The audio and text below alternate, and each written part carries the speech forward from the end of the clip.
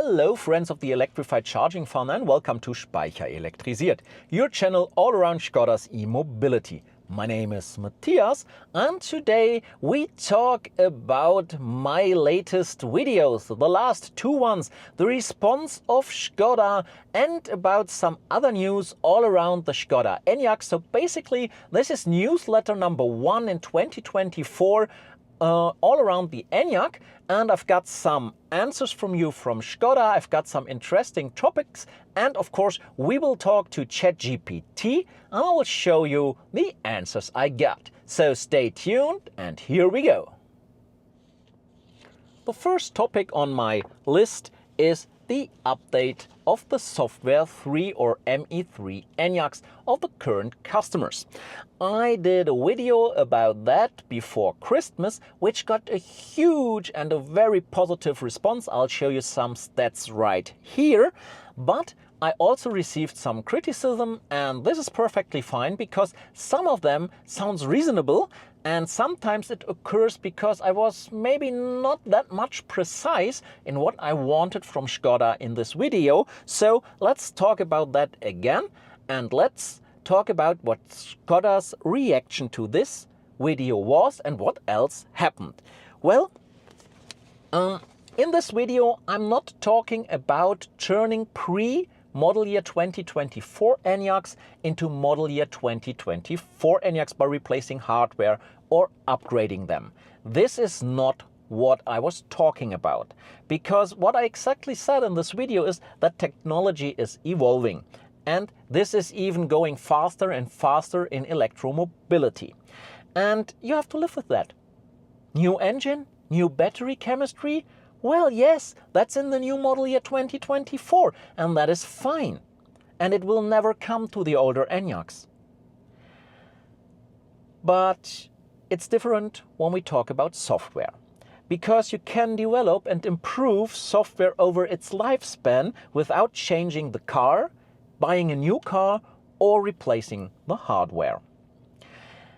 And often manufacturers speak about updating, and so did Volkswagen, CARIAD and Skoda. They have spoken about over-the-air updates and also announced that they will deliver new functions and improvements in existing models, even after purchase. And personally, this is also what I wanted to make clear in the video. I do not care how they tackle the issue. Maintain the software they already released, update and improve software version 3, port software version 4 down to software version 3, or even upgrade old ENYAQs and import software 4 on them by exchanging parts. I have no demands in this regard because the solution should come from Skoda. And the main criticism I received, and thanks for that, because this is a huge important part of my channel, was the expectations regarding updates are exaggerated. Cars have always been the way they were when they got delivered and did not receive updates and stuff like that.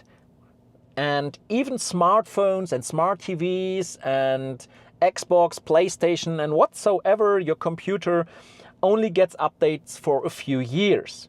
Well, I understand that criticism, but I would like to briefly say why I do not agree with it. And this is 3 reasons.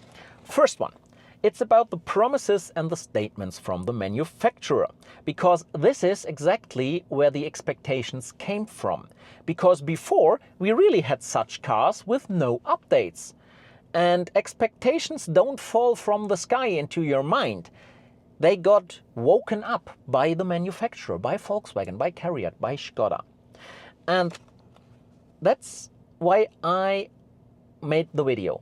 They should stick to their word, even if it is not part of the contract you made with them. And they should take care of the 150,000 customers who already have an ENYAQ. It was not the customer's decision to develop a software version 4 which is incompatible to the older ENYAQs. And it was not the customer's decision with all the built-in problems in the hardware and in the control units and whatsoever. Therefore, the customer should not be the one to suffer from the decisions the manufacturer made when it comes to fulfill their promises. This means that Skoda and Volkswagen must now maybe develop software version 3 and software version 4 in parallel. Their decision, their problem. Or they can do what they are currently doing. Nothing at all for the existing models. And to make sure that this nothing at all does not become too convenient for them. Therefore, there was my video. And it is also not about software version 4, the new generation coming to software version 3 ENYAQs, but that they fulfill the promises of updates over the air with regard to bug fixes and new functions, which they've already announced. That was one selling point to many customers at the time. Currently, however, they are not even able to update my ME 3.0 ENYAQ to ME 3.1, let alone to the current version 3.5 or 3.6, and we are still within the same software generation. And that leads me to my second point. Some people responded in their criticism with the example that even smartphones just get updates for a couple of years. Well, back in the days, a couple of years ago, you received maybe 1.5 or 2 years of updates. Now it's getting corrected. Maybe, as you can see, iPhones are still a bit different, or like the Google Pixel 8 released now, which gets 7 years of update, but this is not part of the video. Let's look at one thing I know, and this is my iPhone. And this iPhone right here is an iPhone 12. And when I bought it, it had iOS 14.0.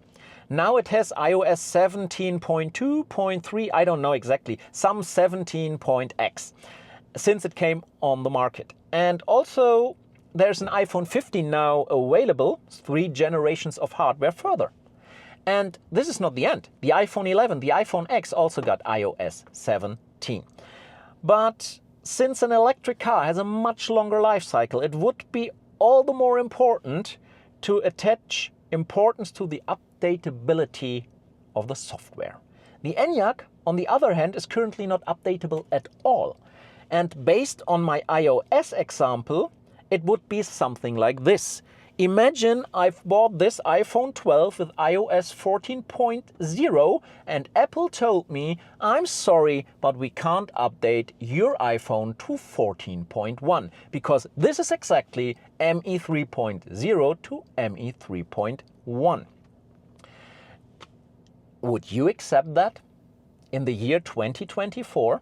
Well, software version 4 of the model year 2024 of the ENYAQ would therefore be iOS 15, which went into my iPhone without any problems. But this is not even the demand of many of the ENYAQ owners. And that leads me to the third statement I want to give you on that. Well, back in 2003, a Nokia 6310 didn't get any updates either. And if you wanted a new system, you had to buy a new phone. But in 2023, 20 years later, or now 2024, you won't be able to explain that to anyone, not even to the EU and its regulations.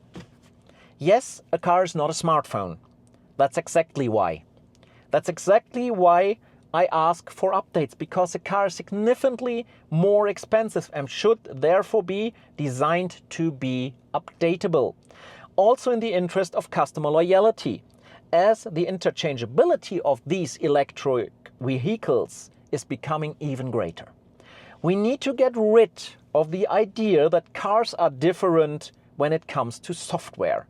Other manufacturers are leading the way, and I do not mean Tesla here alone. See BMW, see Kia, Hyundai, even Renault is able to pull this off. A car is no longer like it was 20 years before when you got it delivered as it is, and it will never receive any updates. And though the update policy should not remain in the year 2003. We no longer live in the past. Technology is making progress, and this must be taken into account. The hardware is always the limiting factor. I accept that, but the software shouldn't be. Otherwise, we had to go back into a world where software version 1.0 was perfect without any bugs or missing features, But that is hardly feasible today with such a complex software. And you cannot tell me that the entertainment part of the software of the ENYAQ is more complex than the software of my iPhone. And my demand in the video regarding the update of the software was and still is, don't forget your current customers. Keep your promises. Bring the software version 3 into a better condition and address open points. And above all, finally start talking to us continuously and promptly and inform us instead of saying nothing at all. And now let's look at the statement from Skoda they gave me on this. And I'll read it word by word what they got or what they did as an answer. And now the fun part, this is not the answer to my video. This is the answer to some online petition I talk later on. So they did not address my video at all. And here it is. We deeply appreciate the feedback from each of you and recognize its significance. We are approaching the final stage of testing for the deployment of either over-the-air updates or via service campaign, which means you have to go to the dealer, to ensure that every customer with ENYAQ with current software version 2.x and 3.x receiveth the highest possible version of the software in their car. However, we will provide updates to customers as soon as we are confident in the deployability of the updates, tailored to suit the different software versions and offer the most suitable method for the update implementations. Thanks for your understanding. Well, want to know my opinion on that? No date, no content, and everything in vain. Nothing. This is a lot of words without saying anything. And don't forget, the highest possible software version does not mean the highest available, which would be software version 4, which will never come. The highest possible could also mean, well, we had to tell you 3.0 is the highest possible. You don't know. They don't say anything here, but I let their statement stand for itself right now. The other video I released between Christmas and New Year's Eve was about preheating, because preheating is the main requested function for software version 3 ENYAQs. And a lot of discussion was going on there too, and I want to briefly address that too. The discussion goes around whether it makes sense or not to consume too much or so much energy for preheating the battery instead of using it for driving.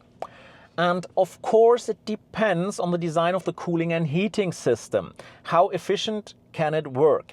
And I talked about that in the video, you may want to look it up. And for the MEB it's some kind of floor heating, so the heating cooling system is beneath the batteries.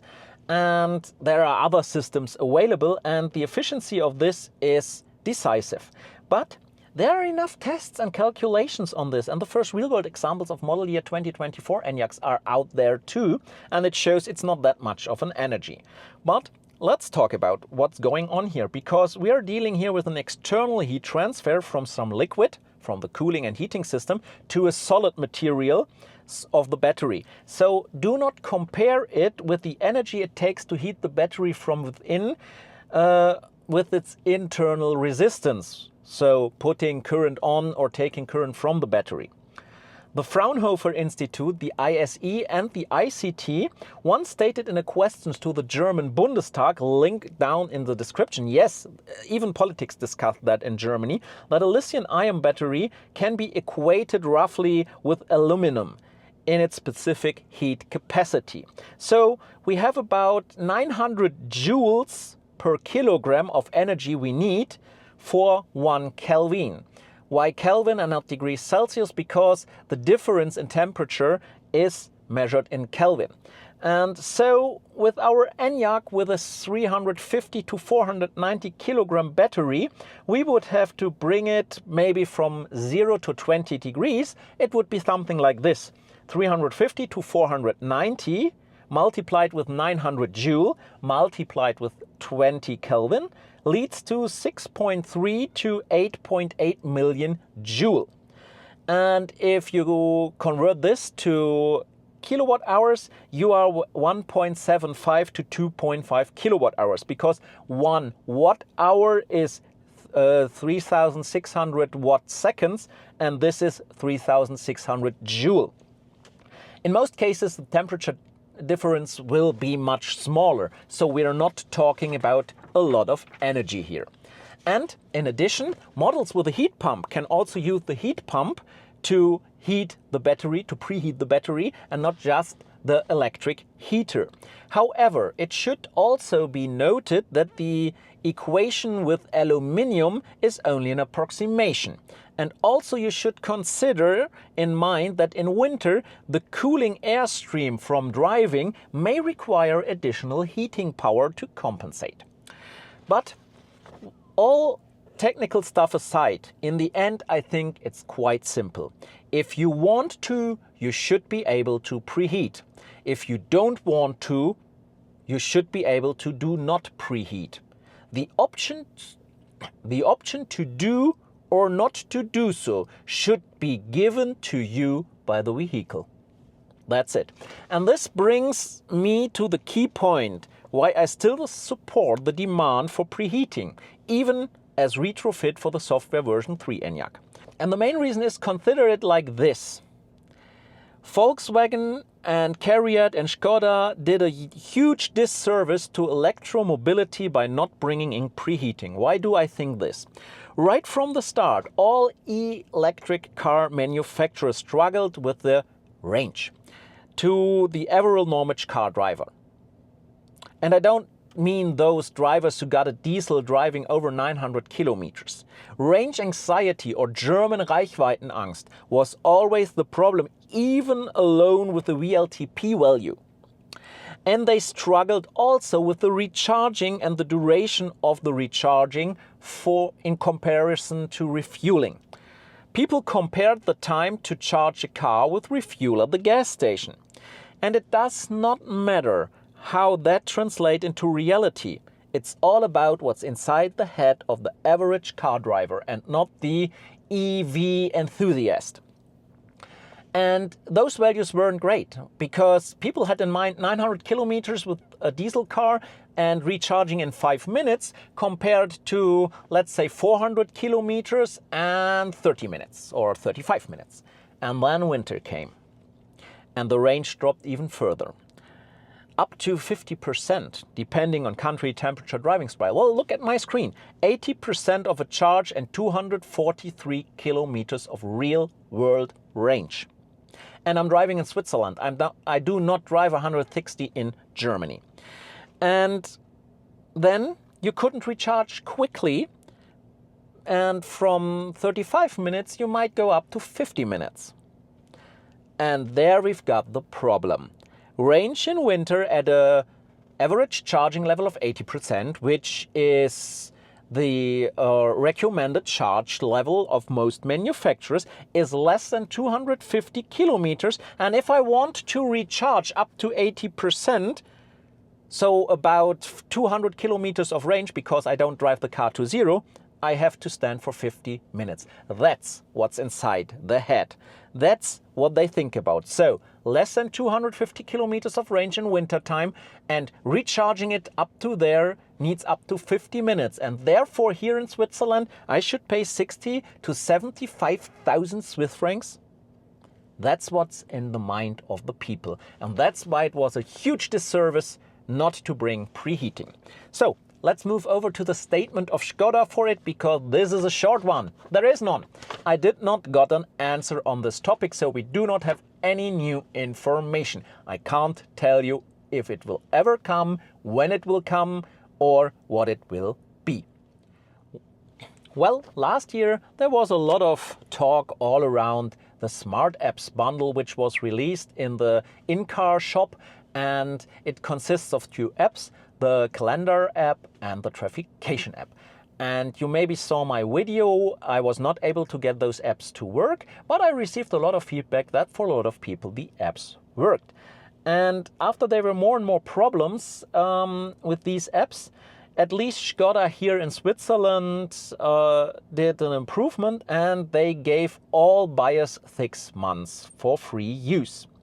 I don't know if this is also in your country, but at least for me, the apps still do not work, both.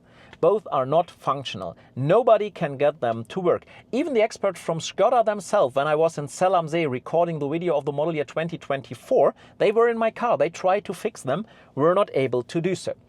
They managed to get the Preheating app up and running for a couple of days, but after receiving an update of the Preheating app, it stopped working again. The calendar app, on the other hand, never worked for me. Now both apps still don't work.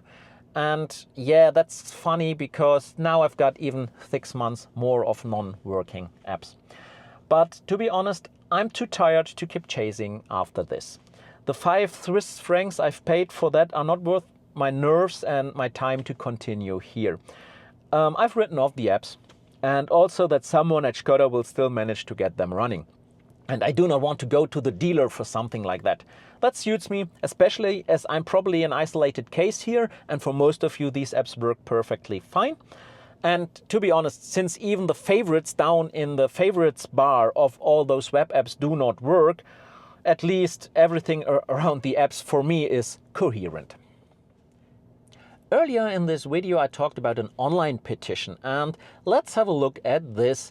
There is an online petition on change.org, a platform where you can put a petition and look for people to underwrite it, and the link is down below in the description. So after I've published my video on the software comparison model year 2022 and 2024 and asked for updates, someone started that petition on change.org to draw Volkswagen's and Skoda's attention to the fact that they should keep their promises. This guy also linked my video in it, and I'm not associated with this petition, nor did I put the video inside this, but I'm perfectly fine with that, and I support this petition. That's why I put it in this video. This petition already got a lot of support, over 4,000 signatories, and Skoda is aware of this petition, and as you know, they responded to it, because my response to you on the update path ME3 is their response to this petition. I did not get one for me. So maybe you want to head over to change.org, use the link in the description, have a look at the petition, and if you want to support it, then please do so. So if you want to add your voice there, just underwrite it. Since this is my first newsletter in 2024, the new model year 2024 is also part of it, and rumors have it that there is an over-the-air update coming to the model year 2024. Yes, it's just barely on the market and the first update is waiting. Why do I know? Because I've got some messages, some emails from people that their dealer told them that they get an update. But those people who are writing me are software version 3 ENYAQ drivers. So an important note here, some workshops and dealers still communicate to their customers that the software version 3 ENYAQ will receive software version 4. No, that is not the case. Software version 4 is not compatible. This is a misunderstanding there. This over-the-air update is not the version 4.0 for software version 3 ENYAQs. The dealers argued that, well, the new model year comes with software version 4, so why should there be an over-the-air update? This must address older ENYAQs. No, this should be software version 4.1 to all the new model year 2024. I have asked Skoda if they can tell me when this update will hit and what's the content of the update, but I did not get the feedback on this. So I can't tell you when you will receive the update if you've got the new model year, nor what's in it. I'm sorry. On the 10th of January, Skoda announced the integration of ChatGPT into its voice assistant LoRa. You see a link down in the description to the Skoda storyboard with a video of Mr. Zellmer himself talking to the voice assistant and asking questions, which got addressed by ChatGPT. Just have a look. And whether customers want or need this function remains to be seen. We are able to see the first use in this video, and just give me a moment to address this briefly. My opinion on this, when I see what's happening and going on in this video, this still has a lot of potential, because on the one hand, it should perhaps not necessarily say according to ChatGPT, and the prompt should be adapted so that it is more LoRa-like, but maybe they want to differentiate between LoRa and ChatGPT, I don't know, but it's a bit obscure. And another thing, in addition, the video only shows what ChatGPT can do and is capable of, but not what the big advantage is in combination with your vehicle or your ENYAQ. So the questions asked and the answers have nothing to do with the vehicle and what I mainly do, operating it and driving it. And I think we've saw an early version here, and maybe there will be a lot of improvement until this hits the Skoda cars mid-2024. I'm curious. And even though if Mr. Selma in the video says to make your Skoda experience better, it will only be available in selected models. It is stated in the Skoda storyboard. And I've asked Skoda if they can give me some information on this, so to be more clearer on this, but I only ask about the ENYAQs. I don't care about the rest of the Skoda fleet. And they told me, yes, it will come to the model year 2024, to the software version 4 ENYAQs, so it should also come to the existing ones, but it will not come to the pre-model year 2024 ENYAQs, so the software version 3 ENYAQs. And it is made clear in the article that it is stated it comes to the MEB GP platform. And if you ask yourself, what is this? Well, it's not the Evo or the MEB Plus or whatever. GP is a German abbreviation for große Produktaufwertung, meaning big product enhancement. And this is basically the model year 2024.